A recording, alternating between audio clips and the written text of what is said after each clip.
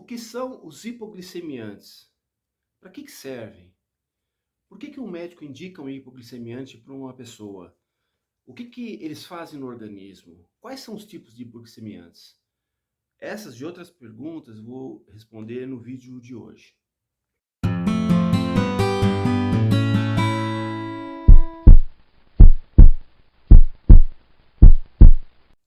Olá pessoal, tudo bem? Para quem não me conhece, meu nome é Ricardo Lessa, eu sou médico, cirurgião cardiovascular, formado pelo Instituto do Coração da Faculdade de Medicina da USP, e vou conversar com vocês hoje sobre o início do tratamento do diabetes, o início do tratamento com os hipoglicemiantes.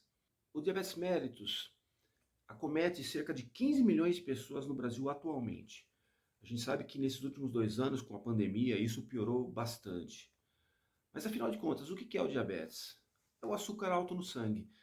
Acima de 126 miligramas por decilitro na glicemia de jejum, a gente considera a pessoa diabética. Entre 105 e 126, o pré-diabetes, ou seja, uma pessoa que pode eventualmente ter diabetes no futuro, principalmente se tiver alguns fatores de risco, como hereditariedade, alguém da família com o histórico de diabetes, e alguns outros fatores de risco, como obesidade, como sedentarismo, má alimentação e coisas do gênero.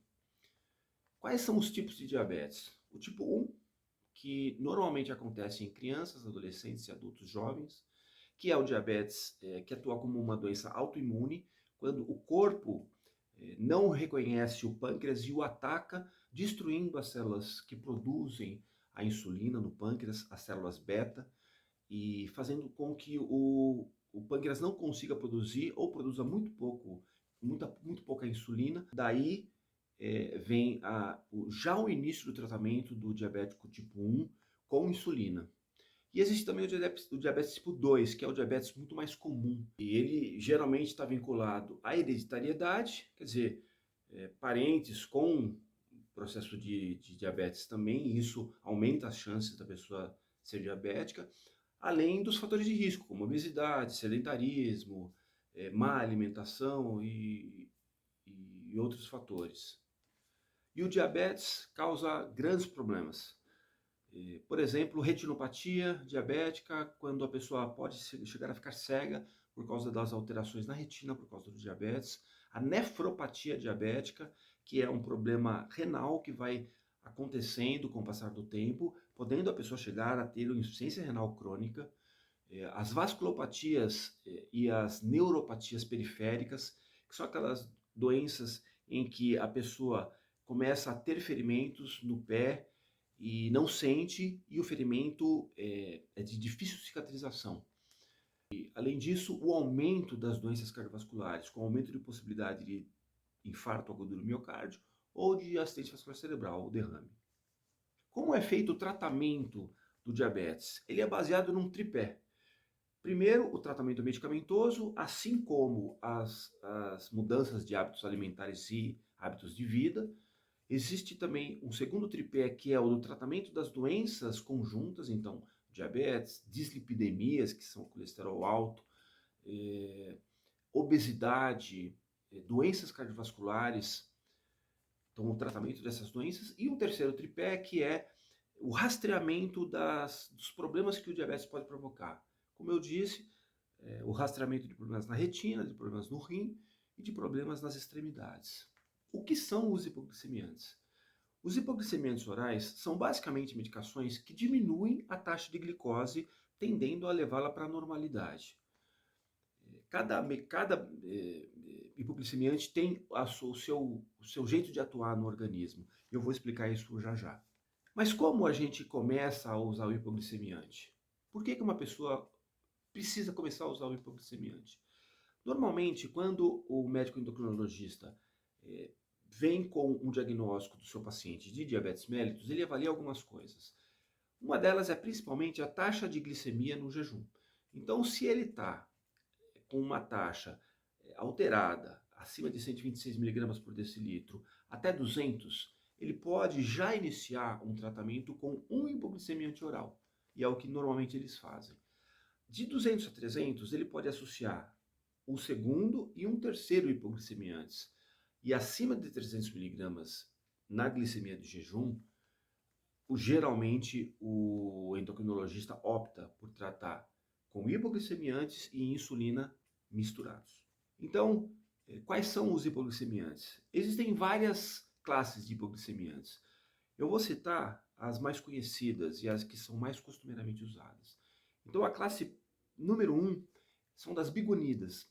As bigonidas, cujo nome de medicação mais comum é a metformina, é um hipoglicemiante dos melhores que existem no mercado e que faz exatamente a diminuição do nível de glicemia, porque ele diminui a resistência orgânica à insulina. Existe uma outra classe de medicações que são as sulfonilureias, cujas medicações mais famosas são a glibenclamida e a glicazida. A glibenclamida, um nome comercial muito comum, é o Daunil, e a glicazida, o Diamicron. Eu esqueci de falar lá atrás, o nome muito comum, comercial, da metformina é o Glifage, ok? As sulfonilureias, elas aumentam a produção de insulina nas células beta. As células beta, no diabetes tipo 2, elas vão perdendo a capacidade de produzir insulina com o passar do tempo. E isso chegando a um limite em que elas não produzem mais insulina. Mas com essas medicações, a tendência dela é aumentar a sua produção. A terceira classe é dos análogos da GLP-1. E essa medicação dos análogos do GLP-1 atuam basicamente nas incretinas, que são substâncias que fazem o controle glicêmico no corpo. Então, as incretinas, elas aumentam a produção de insulina e diminuem a produção de glicose no fígado. Uma outra vantagem dessa medicação é que ela também realmente reduz a saciedade. Por isso, ela é usada também para tratamento da obesidade. E o interessante dessas medicações é que elas são medicações em caneta. As medicações mais conhecidas dos análogos do GLP-1 são o Saxenda, o Victoza e o Ozempic. O nome genérico do Ozempic é semaglutida e o nome genérico da Victoza ou do Saxenda é o liraglutida.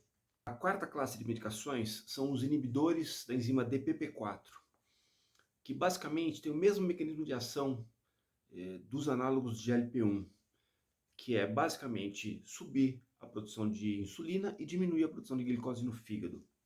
Em relação às medicações, as mais conhecidas são a sildagliptina, que é o Januvia, ou o vildagliptina, que é o Galvus. E por último, existem os inibidores da enzima SGLT2, que é uma enzima que basicamente recapta o açúcar que vai sendo jogado fora pela urina, fazendo com que exista um controle glicêmico também nessa região do rim.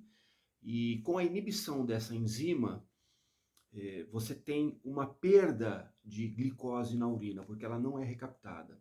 São as empaglifosinas, o Jardiance, e a dapaglifosina, o Forxiga. E essas medicações, que são as mais conhecidas, existem outras, existem muitas medicações associadas, que eu não vou citar aqui porque senão o vídeo fica muito longo. Mas de qualquer maneira, esses são os hipoglicemiantes e é o início do tratamento.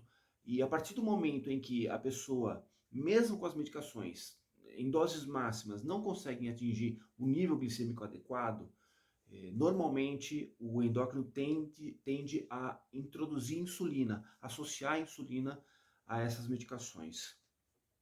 Você gostou do vídeo? Se você gostou, deixe o seu like, se inscreva no canal e compartilhe esse vídeo com outras pessoas. Isso vai ajudar bastante o canal. Tá ok? Muito obrigado. Tchau. Até a próxima.